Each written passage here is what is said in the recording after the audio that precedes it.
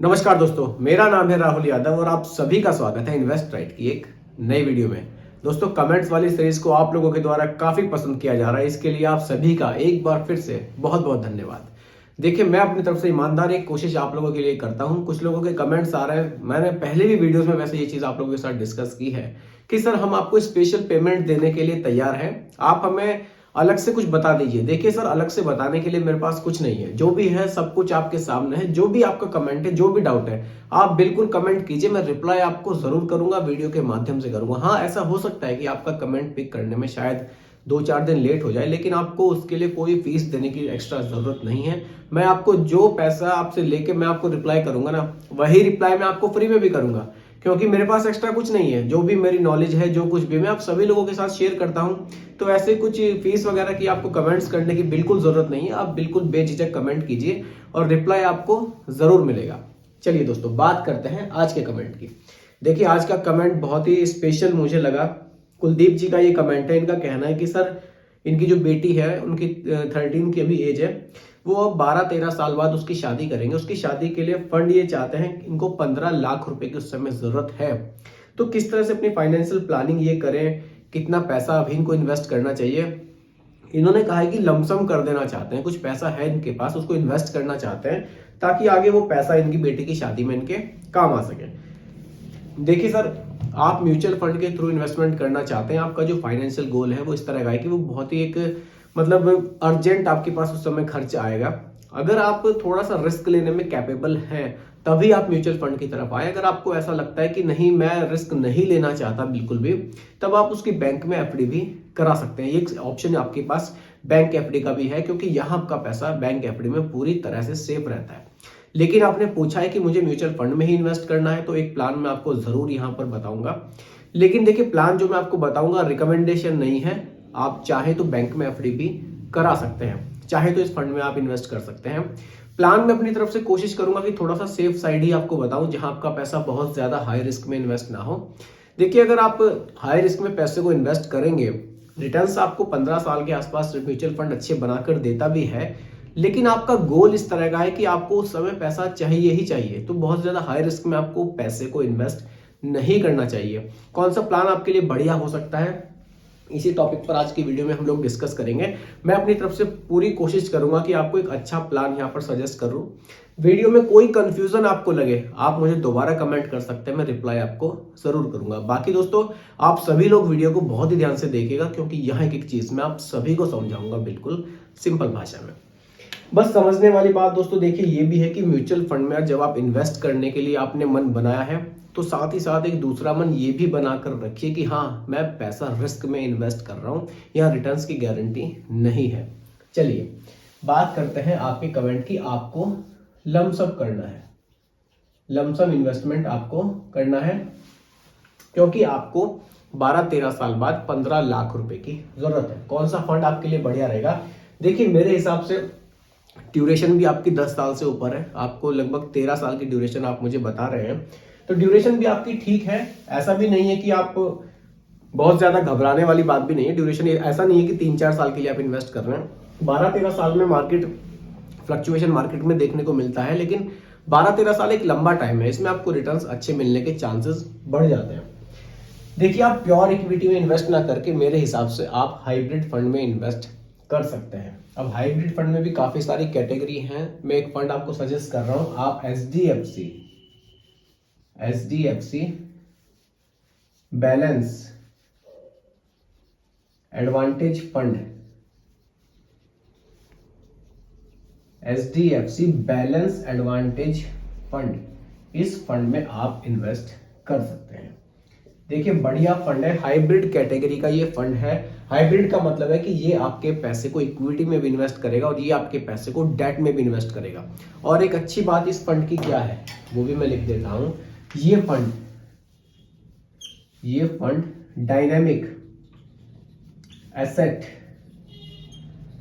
Allocation के साथ आता है। डायनेमिक एसेट एलोकेशन के साथ ये फंड हमें देखने को मिलता है।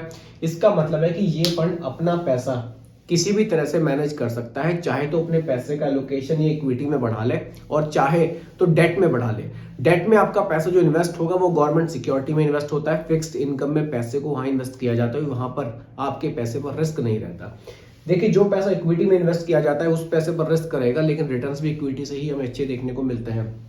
तो ये एक अच्छा ऑप्शन आपके लिए हो सकता है। यहाँ आपका पैसा दोनों जगह इन्वेस्ट किया जाएगा। अब HDFC बैलेंस एडवांटेज फंड की थोड़ी डिटेल हम लोग समझ लेते हैं, तब हम एक सही डिसीजन अपने लिए ले पाएंगे क्या वाकई मुझे इस फंड में इन्वेस्ट करना चाहिए या फिर नहीं।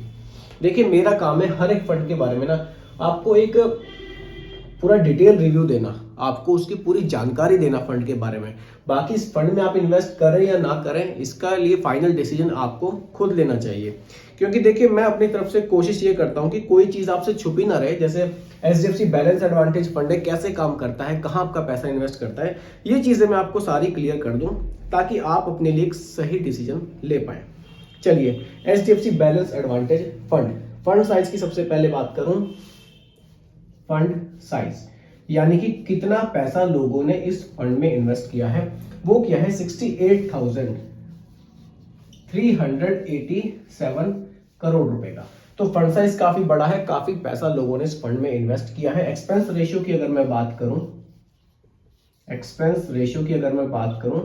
0.81% का हमें देखने को मिलता है। अब आ जाते हैं होल्डिंग्स पर। देखिए, होल्डिंग्स की अगर मैं बात करूं, जैसा कि मैंने आपको बताया, दोनों जगह पैसा इन्वेस्ट होगा, डेट में भी होगा और गवर्नमेंट सिक्योरिटीज में भी होगा। मतलब गवर्नमेंट सिक्योरिटीज में भी होगा डेट में, और इक्विटी में भी इन्वेस्ट होगा यानी कि शेयर मार्केट में। तो इन्होंने इक्विटी में जो इन्वेस्टमेंट किया हुआ है 58% का किया हुआ है, इक्विटी 58%, और डेट में जहां आपके पैसे पर बिल्कुल रिस्क नहीं रहता, गवर्नमेंट सिक्योरिटीज में इन्वेस्ट होता है, 28.2% पैसा यहां इन्वेस्ट किया गया है। तो मेरे हिसाब से पूरा पैसा प्योर इक्विटी में आप इन्वेस्ट ना करके आप हाइब्रिड फंड में इन्वेस्ट कर सकते हैं, क्योंकि यहां आपका कुछ पैसा डेट में भी इन्वेस्ट है, ताकि आपका पैसा थोड़ा सा सेफ भी जरूर रहे। क्योंकि आपको इसी तरह के फंड की जरूरत है जहां आपका पैसा, पूरा पैसा आप हाई रिस्क में ना डालें, आप थोड़ा सा सेफ साइड चलें। अच्छी बात यह है कि जो 58% आपका पैसा इन्वेस्ट किया गया है, इसमें से भी 41% पैसा इंडिया की टॉप 100 कंपनीज में इन्वेस्ट किया गया है, यानी कि लार्ज कैप स्टॉक्स में इन्वेस्ट किया गया है। तो फंड बढ़िया है। अब देखिए, अगर मैं रिटर्न्स की यहां पर बात करूं, लास्ट के 5 इयर्स में 24% के रिटर्न्स इस फंड ने बनाकर दिए हैं। ये तो लगभग स्मॉल कैप के बराबर रिटर्न्स इस फंड ने बनाकर दिए हैं। लेकिन हम बात करेंगे लॉन्ग ड्यूरेशन की, लास्ट के 10 इयर्स में हमें क्या फंड मिले हैं, एक औसत रिटर्न की बात करेंगे, वो भी बहुत बढ़िया है। रिटर्न्स की अगर मैं बात करूं, लास्ट के 10 इयर्स में जो रिटर्न्स हमें देखने को मिले हैं 17.48% के देखने को मिले हैं। तो देखिए, रिटर्न्स बहुत बढ़िया इस फंड ने बनाकर दिए हैं। बैलेंस एडवांटेज फंड है। एडवांटेज सबसे बड़ा यही है कि ये डायनेमिक एसेट एलोकेशन के साथ आता है। अगर फंड मैनेजर को लगता है कि मुझे इस समय अपने पैसे को डेट में बढ़ाना चाहिए, तो इस पोर्शन को वो बढ़ा सकते हैं। अगर उनको लगता है कि नहीं, इक्विटी से रिटर्न्स मुझे अच्छे मिलेंगे, तो वो चाहे तो इसको बढ़ा सकते हैं। ये एक बहुत अच्छी बात है। ये फंड इसीलिए मुझे पर्सनली बहुत बढ़िया लगता है। और रिटर्न्स भी आपके सामने है। लास्ट के 10 इयर्स में 17% से भी ज्यादा के रिटर्न्स इस फंड ने हमें बनाकर दिए हैं, जो कि बहुत ही बढ़िया है। हाइब्रिड कैटेगरी के हिसाब से आप देखें तो सबसे बढ़िया returns HDFC balance advantage fund के हमें देखने को मिलते हैं। इसीलिए फंड साइज भी आपको इतना बड़ा देखने को मिल रहा है। किसी भी फंड का फंड साइज ऐसे नहीं बढ़ता है। जब वो फंड हमें रिटर्न्स अच्छे बनाकर देता है, तभी लोग ज्यादा पैसा लेकर उस फंड की तरफ जाते हैं, उस फंड में इन्वेस्टमेंट करते हैं, फंड साइज हमारा बढ़ता चला जाता है। तो एक अच्छा ऑप्शन आपके लिए हो सकता है। अब आते हैं आपके सवाल की तरफ। आपको बहुत ज्यादा अगर पैसे की, आपने मुझे ये नहीं बताया कि आपके पास कितना पैसा है, कितना आपको इन्वेस्ट करना चाहिए। देखिए, आप और फंड्स के साथ ना जाकर अगर आपको समझ में आता है कि हाँ, यही फंड मेरे लिए ठीक है, क्योंकि यहाँ पैसा डेट में और इक्विटी में दोनों में इन्वेस्ट है, अगर आप इसी फंड में जाना चाहते हैं, तो आप इसमें दो तरह से आप पैसे को इन्वेस्ट कर सकते हैं। आप इसमें लमसम भी कर सकते हैं, जैसा कि आपने बताया था कि मुझे लमसम करना है। 3 लाख रुपए का लमसम भी अगर आप इस फंड में करेंगे, तो आपको अच्छे रिटर्न्स बनाकर ये दे सकता है। 17% के रिटर्न्स इस फंड ने बनाकर दिए हैं। मैं नहीं कहूंगा कि आप 17% से कैलकुलेशन करें, आप 14 से करें, 15 से करें, मैं नहीं कहूंगा। मैं कहूंगा आप 12 से करिए, 12 से करिए। आप ज्यादा मानकर ही मत चलिए कि मुझे ज्यादा पैसे मिलेंगे, 12 तो मिलेंगे ही। 17 मिले हैं, 5.5% घटा कर चल रहा हूं पहले से ही। हालांकि गारंटी 12 की भी नहीं है, और भी कम हो सकता है, लेकिन गारंटी 17 की भी नहीं है, 18-19 भी हो सकते हैं। मैं पहली केवल 12% लेकर यहाँ पर चलूंगा। लमसम कर दीजिए, एक SIP भी डाल दीजिए इसी फंड में 1000 रुपये महीना की, क्योंकि हाइब्रिड फंड है, आप ज्यादा रिस्क में आप जाना ही नहीं चाहते, छोड़ दीजिए, आप इसी में दोनों चीजें कर लीजिए, SIP भी और लमसम भी। बेनिफिट क्या होगा वो समझिए। बेनिफिट क्या होगा, अब हम सीधा उस पर पहुंचते हैं। देखिए, एडवांस SIP में आप जाते हैं, मतलब आप इसी में 3 लाख रुपए आप इन्वेस्ट कर रहे हैं एक साथ, मतलब लमसम आप कर रहे हैं और साथ ही साथ इसी में आप SIP भी कर रहे हैं। देखिए, पहले लमसम की अगर मैं यहाँ पर कैलकुलेशन करूं, लमसम कैलकुलेटर पर चलते हैं, आप 3 लाख रुपए यहाँ पर इन्वेस्ट कर रहे हैं और 12% का रिटर्न ही मैं लेकर चल रहा हूं और ड्यूरेशन लेकर चल रहा हूं अगले 13 साल की। तो देखिए, जो पैसे की वैल्यू आपको देखने को मिलेगी, 3 लाख रुपए की वैल्यू आपकी बढ़कर हो जाएगी 13 लाख। 13 लाख अगर आप ड्यूरेशन रख लेते हैं इसमें, हाँ, ड्यूरेशन 13 इयर्स की हम यहां पर लेकर चल रहे हैं। रिटर्न्स हम लेकर चल रहे हैं केवल और केवल 12% के। तो जो आपका 3 लाख रुपए ना, इसकी वैल्यू 13 लाख रुपए यहां पर आपको देखने को मिल सकती है। और साथ ही साथ जो आपने एक SIP करी 1000 रुपए महीना के हिसाब से, आपने एक SIP भी इसी फंड में की है। वैसे अगर आपको लगता है कि हाँ मुझे SIP नहीं करनी है, मेरा 13 लाख रुपए से काम हो जाएगा, तो आप रख सकते हैं। लेकिन अगर आप SIP भी करना चाहते हैं तो भी आप इस फंड में एक SIP भी कर सकते हैं, क्योंकि यहां आपको दोनों ऑप्शन देखने को मिलते हैं। अगर आप 1000 की एक SIP भी इस फंड में डाल देते हैं, केवल 12% का रिटर्न ही रख रहा हूं अगले 13 साल के लिए, तो आपकी जो वैल्यू हो जाएगी 3,75,000 रुपए, 3.75 लाख, 3,75,000 रुपए की वैल्यू आपको यहां से भी देखने को मिल सकती है। यानी कि 13 और 3 16, लगभग 17 लाख के आसपास का फंड आपका तैयार इस तरह से हो सकता है। देखिए, अगर आप SIP चाहें तो आप मिड कैप में भी कर सकते हैं, आप चाहें तो किसी और फंड में भी कर सकते हैं। लेकिन मैंने इसी फंड में SIP और लमसम आपको इसीलिए बताया क्योंकि एक हाइब्रिड फंड है, दोनों जगह पैसा आपका इन्वेस्ट होगा, आपका पैसा इक्विटी में भी इन्वेस्ट होगा और आपका पैसा यहाँ डेट में भी इन्वेस्ट होगा। तो बहुत ज्यादा रिस्क में अगर आप नहीं जाना चाहते, आप यहाँ भी अपना पैसा इन्वेस्ट करके अच्छा रिटर्न यहाँ से भी जनरेट आप कर सकते हैं। बाकी वीडियो से जुड़ा हुआ कोई भी कंफ्यूजन हो, कमेंट आप जरूर कीजिएगा, मैं रिप्लाई आपको जरूर करूंगा, क्योंकि आपका जो टॉपिक है वो बड़ा मुझे अच्छा लगा कि आप अपनी बेटी की शादी के लिए आप फंड जमा करना चाहते हैं। थोड़ा सेंसिटिव टॉपिक भी है, मैं पर्सनली आपको बोल रहा हूँ, आप मुझे कमेंट कीजिएगा, मैं कमेंट में चाहे रिप्लाई करूँ, अब मैं आपको रिप्लाई जरूर करूंगा। आपको अगर अभी भी कोई कंफ्यूजन हो ना, आप कमेंट मुझे जरूर कीजिएगा।